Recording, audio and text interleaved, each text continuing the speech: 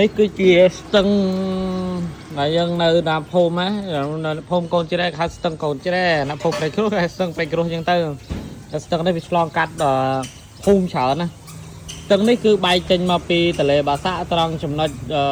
ស្ពានព្រែកអំបិលផ្សារព្រែកអំបិលមកមានដៃទន្លេមួយដៃស្ទឹងមួយណាបែកចេញពីទន្លេបាសាក់ចំណុចស្ពានព្រែកអំបិលមកមានស្ទឹងមួយរហូតកាត់នឹងកាត់ច្រើនភូមិណាពីនោះមកដល់នេះតាមតំបន់នេះគេហៅភូមិព្រៃគ្រោះហើយហោះពីភូមិព្រៃគ្រោះហ្នឹងទៅ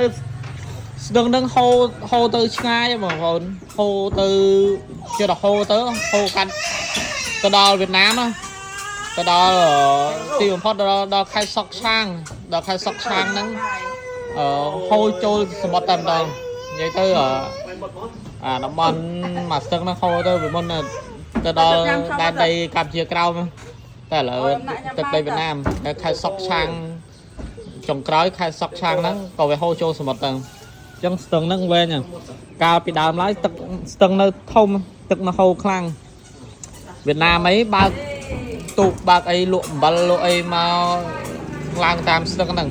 មកលក់អំបិលនៅតាមតំបន់ហ្នឹងតែឥឡូវហ្នឹងស្ទឹងហ្នឹងក៏រាក់ស្ទឹងវារាក់ហើយក៏អត់សូវសម្បូរធនធានដូចមុនដែរពីមុនឡើងប្រជាជននៅនេះគឺប្រើប្រាស់ទឹកស្ទឹងហ្នឹងបូមទឹកដងទឹកហ្នឹងយកទៅដាំស្លប្រើប្រាស់ប្រចាំថ្ងៃងូតទឹកបោកគក់អីប្រើតែទឹកស្ទឹងហ្នឹងកាលពី20-30ឆ្នាំមុនណាទៅហ្នឹងគឺយើងប្រើទឹកស្ទឹងហ្នឹងហើយបើនិយាយពីធនធានធម្មជាតិវិញត្រីវិញសម្បូរណាទឹកស្ទឹងហ្នឹងអ្នកភូមិខ្ញុំគាត់ថាចង់ស្លអីមកពីធ្វើការស្រែចម្ការវិញមកដល់ដាក់ឆ្នាំងដាំបាយដាក់ឆ្នាំងដាំទឹកចង់ស្លអីដាំទឹកទៅហើយចុះទៅងូតទឹកយកសំណាញ់ទៅបង់មកសំណាញ់ពីសំណាញ់គឺបានស្លមកអស់ញ៉ាំនៅស្ទឹងហ្នឹងកាលពីជំនាន់មុនហ្នឹងគឺប្រទេសយើងក្រប្រទេសយើងអត់និយាយទៅអត់ទៅមានសម្បូរលុយចាយទេតែប្រជាជនមកផ្ទះគ្រួសារមួយឪពុកម្ដាយ2នាក់គាត់អាចចិញ្ចឹមកូនបាន7-8នាក់គ្រួសារខ្លះមាន10នាក់ទៀតតែគាត់អាចចិញ្ចឹមរស់ដោយសារតែយើងសម្បូរធនធានធម្មជាតិបន្លែផ្កាគឺយកអត់ខ្វះទេដើរពីងព្រៃស្លឹកឈើស្លឹកព្រៃហ្នឹងបេះជាស្លបានដែរស្លឹកទីស្លឹកបាសស្លឹកអង្គាដីណាហើយចំណែកស្ទឹងវិញគឺសម្បូរត្រីហើយជំនាន់នោះយើងអត់តន់ចេះនេសាទបំផ្លាញទេយើងចេះតែបង់សំណាញ់ដាក់សទូចមានអ្នកចាប់ដៃបានទៀតអញ្ចឹងត្រឹមមកហូបចុកគឺអត់ខ្វះហើយគ្រួសារខ្លះគាត់ខ្វះខាតគាត់អត់គាត់មានលុយទិញថ្នងទិញសំណាញ់ទិញអីយកបងឯងគាត់យកមុងយកទៅដងត្រីអាមុងយើងដេកទៅស្រាយមុងហ្នឹងមកយកដងត្រីទៅអាចបានស្លឹកហើយបើតាមវាស្រែតាមអីវិញគឺសម្បូរតកួនខែភ្លៀងខែអីហ្នឹងមានក្តារមានខ្យងមានផលិតអញ្ចឹងយើងជំនាន់មុនត្រឹមឆ្នាំ2000ណាមុន2000មុនកៅជាងតិចតួចកៅជាងលំបែកខ្មែរក្រហមហើយមកស្រុកយើងអត់សម្បូរលុយចាយទេតែសម្បូរធនធានធម្មជាតិអញ្ចឹងមិនថាជំនាន់មុនបែកពីសម័យប៉ុលពតហើយមកក្រោយមកហ្នឹងទោះបីជាឪពុកម្ដាយគ្រួសារដែលគាត់អត់ទៅមានចំណេះដឹងជាអសយច្រើនណាពីអ្នកប្តីប្រពន្ធគាត់អាចចិញ្ចឹមកូនបាន5នាក់ផុយ10នាក់ក៏រស់ដែរតែមកដល់ចំនួនឥឡូវឪពុកម្ដាយដែលរៀនចប់ថ្នាក់បញ្ញាបត្រ2នាក់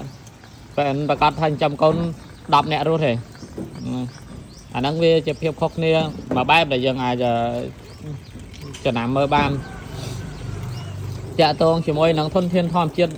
មកដល់ពេលនេះវាត្រូវបានខ្លាញ់អស់ស្ទឹងនេះគឺវាលែងទៅមានត្រីដោយសារតែយើងនេសាទបំផ្លាញឆក់អូឆក់នេះស្រួលចាប់ត្រីណាឆក់ដែតឆាក់ដាក់ដែតឥឡូវហ្នឹងអស់អីដែតតែមានតែសម្រាមដែតណាតាគៀតមានសម្រាមណាស្ទឹងនេះទឹកចោលអញ្ចឹងការថែធនធានធម្មជាតិសំខាន់ណាប៉ុន្តែបញ្ហាគឺយើងថែអត់បានណាយើងកាលពីមុនអត់ទៅចេះអី thai thôn thân thom chết bàn này coi tao mà nó chết tràn tới rồi thai lên bàn đó mà thôi vậy pi sọc phiệp về chôn ở cho nó ăn môn nó có thưa sai thôi chỉ ca tôi thôi chỉ ca thế là bán nhông đi ở đam ấy tích tua chứ thì thằng thưa sai anh đi xa tây ai bị mất nộp về chôn những mình tới ra rồi lâu đấy tay dân ở thôn thiên hoàn chuyện nó ập vang và lại bà ca ấy nó cứ bao đam tình tôi chừng mình xe còn ra ta hộp chứ đấy chứ ở bà lại block tray sạch ấy cứ rất là thòm chiên ngọt bên kim mi à ta lợi nó cứ dương ngọt đam này dương ngọt thơ đam dương ở thơ ca đấy rồi lôi ban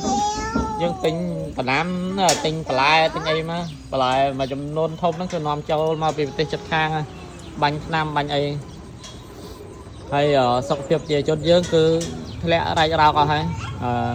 nè miền trong ngư để cài nắng miền sang trục rồng cua xà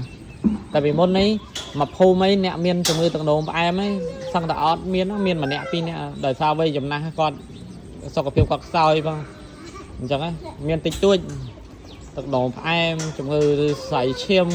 lơ ấy nó cứ ở tây miền này taสมัยแล้วคือเมียนจรานไม่เว้ยแต่ซาแต่กตาปลายปลวลเศรษฐกิจยังกลับปีเศรษฐกิจทอมเจียดควาคาดเตยเจียสบายแบบกีมีจังไงยังเข้าจกตะกีมีนะปีมนยังเมียนทอมเจียด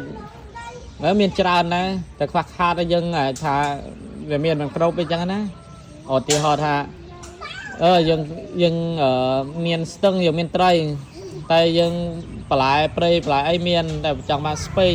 กระดาวไปนั่งแบบแข่งข้างไปยังอัดดำแต่เราไว้เหนือไตกับเมียนน่ะ